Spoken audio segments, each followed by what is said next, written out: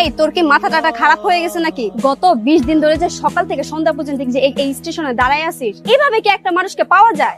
Sir আমাকে একটা কথা সব সময় বলতো, মন থেকে চাইলে নাকি আল্লাহকেও পাওয়া যায়। তাই আমারও মনে হচ্ছে আমি যদি কোনোদিন স্যারকে পাই এখানেই পাবো।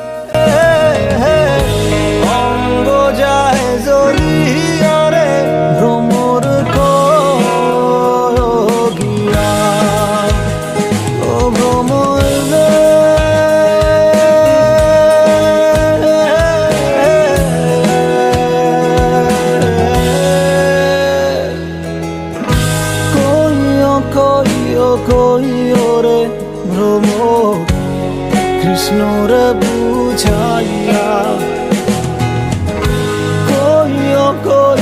কইও রে ভ্রম কৃষ্ণ রে